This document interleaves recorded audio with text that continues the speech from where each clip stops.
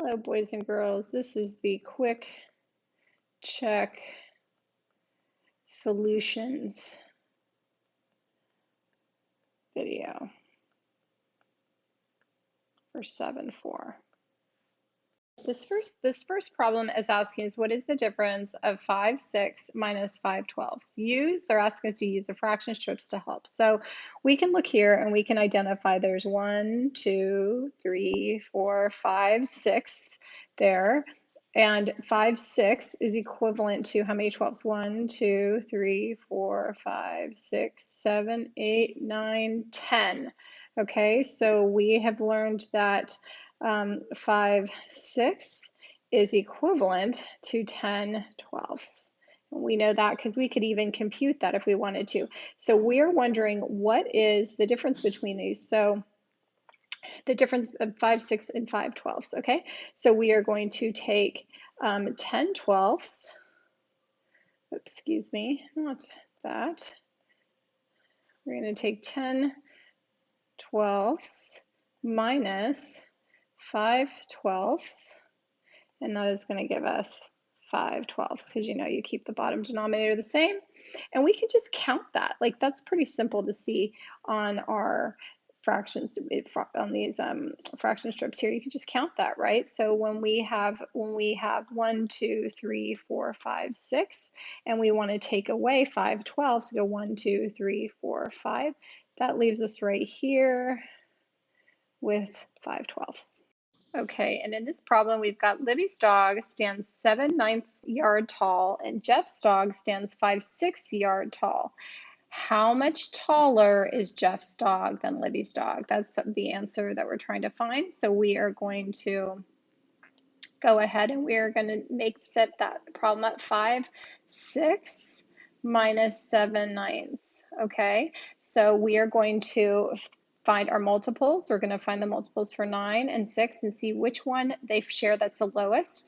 So 9, 18, 27, and 6, 12, 18. And we've already gotten our lowest one. We see it's 18, so that will help us there. So we are going to convert these with the common denominator or multiple of 18. So we know that we are going to have to multiply 6 to get 18 is 3. So we're 3 over 3, and 5 times 3 is 15 here. Same thing applies here, except we're not going to multiply by 3. We're going to multiply by 2 because 9 times 2 is 18, and 7 times 2 will be 14. And so then we have two fractions that we can work with. So we're going to say 15/18 minus 14/18 equals, I hope you got this, 1/18. So going back to the question, how much taller is Jeff's dog than Libby's dog? Well, 1/18 taller. Okay. Okay, this next problem is identifying that if we were to put 5/8 into each box here, if we put 5/8 here, and we put 5/8 here, and we put 5/8 here, we put 5/8 here, would they be true? Right? Is the expression that's happening there true? So how do we figure that out? Well, we have to solve these problems to be sure, okay? So I'm gonna set my setup like this. I'm just gonna make it real organized so I know which problem I'm working. I'm gonna go up here to problem number 1, and it's got 8/15 minus 5/8 equals 3/7. I'm gonna leave this one as a no, because what I'm noticing is that 7, 8, and 15 are not, there's no common multiples that I can think of right now that go with this problem. When I look at it right away, I see no. I'm going to come back to it though, okay? So problem 2 is 5/8 minus 5/16 equals 5/8. So we notice probably pretty quickly that here, the 8 and the 16, those have common, those are multiples of each other, okay? So what we're gonna do is we're gonna change this one into, this is gonna become an equivalent fraction. Instead of having 8 pieces, it'll have 16 pieces, which means the numerator is gonna be times 2, because we don't have to go times 2, 8 to get 16. So it's gonna become 10/16. It's equivalent. Then we are going to subtract 5/16. We can do that because the denominators are now the same, and that is going to give us 5/16. So is this expression true? No, it's not. You still have to solve it, right? You might have thought, maybe, but nope, it wasn't. Okay, let's go on to the next number. 3 is 7/8 minus 1/2 equals 5/8. Okay, again, I'm looking here at the denominators. These are all multiples of each other. 2 and 8 have a common multiple, and the common multiple for 2 is 8. So we're gonna make an equivalent fraction of 1/2, and I know that 2 times 4 equals 8, and I know then I'm gonna do that identity property up top and multiply 4 times 1. So that's gonna give me 4/8. So 7/8 minus 4 equals 3, and 8 is the same. So no, this is not true either, right? Okay, let's check our last problem. Maybe have better luck with this one. 3/4 minus 1/8 equals 5/8. Okay, so we are dealing again, now we have these common multiples. We know that 8 is a common multiple in 4. So we're going to make an equivalent fraction of 3/4 with 8s instead. And so 4 times 2 is 8, and 3 times 2 is 6. That becomes 6/8 is equivalent to 3/4. So 6/8 minus 1/8 equals, yes, indeed, 5/8. So is this right? Yes, it is correct. So this one, just by knowing they don't have those common multiples, that's no. This one is no because we proved it, and this one is no. So it's no, no, no, yes. Boys and girls, if you did it a different way, if you solved this problem a different way, then share your thinking when you post in Seesaw, okay? I'd like to hear how you might have your way. I'd like to hear your way. So share your thinking in Seesaw if you did this maybe a different way and got the same results.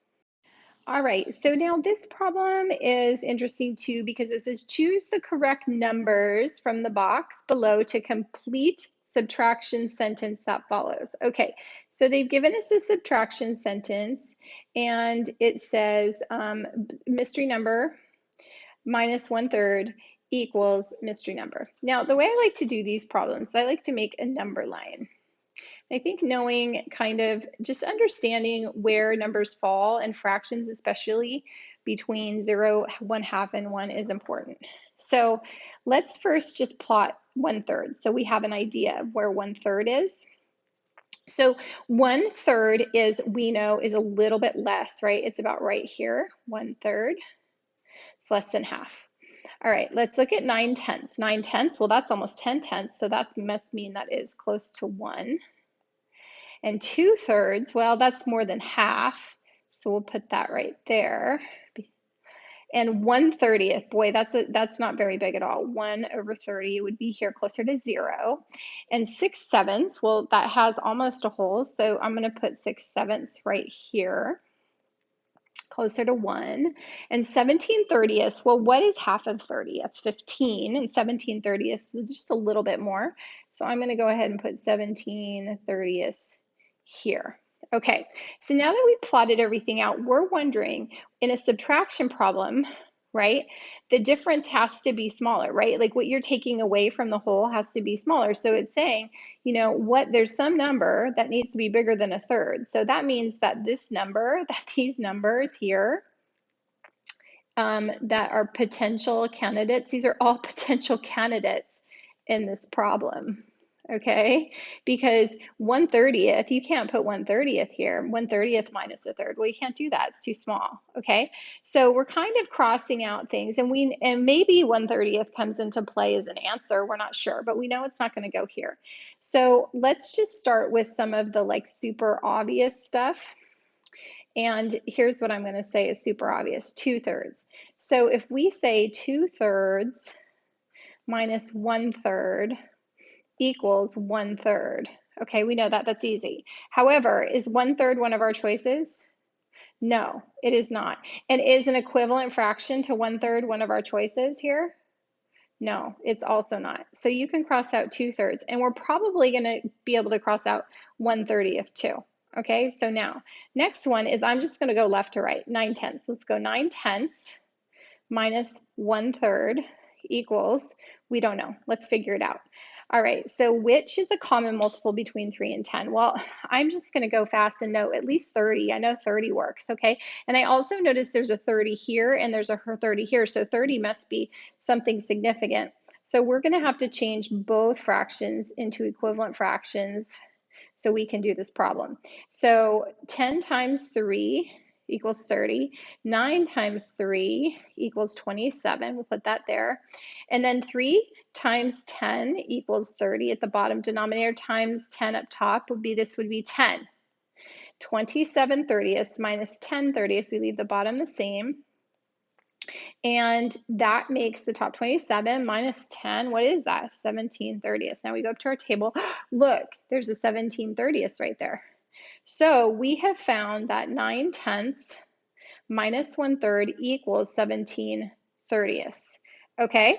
And so then 6/7 is just kind of, it's like, it's like whatever, it's an outlier. So there you go. Boys and girls, is there another way that we could have done this? Is there another way? If you found another way than I did, please post your way on Seesaw, because there's problem solving involves more than one way. You know that, right?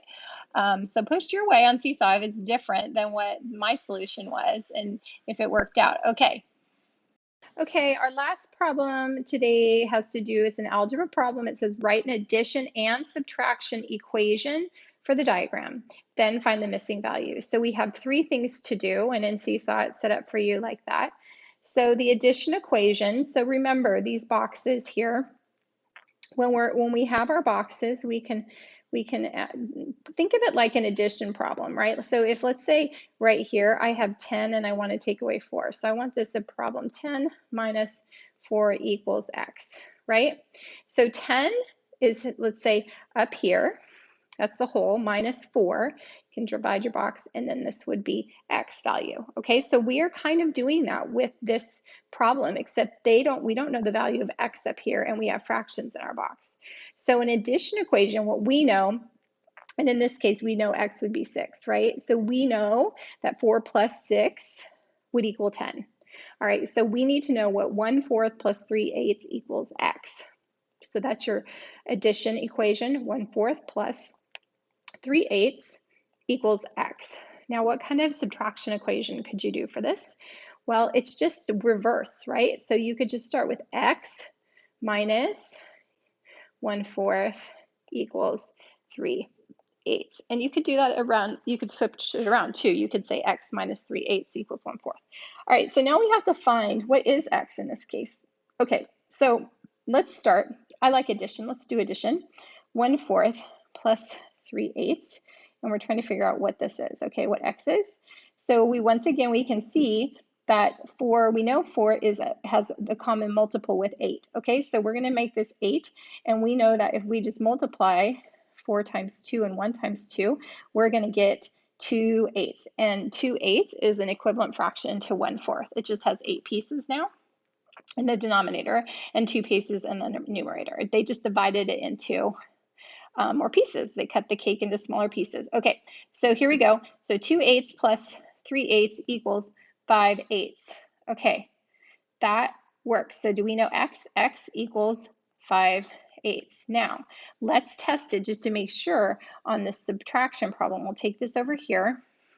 And so if it's 5/8 minus 1/4 equals 3/8, that's what we're looking for. Now we already know, we already did the work over here for 1/4, right? And we already know that the equivalent fraction to 1/4 is 2/8. So we don't have to do that again. 5/8 minus 2/8 equals 3/8. Okay, so did our equation check out? Sure did. And that's your answer to the problem.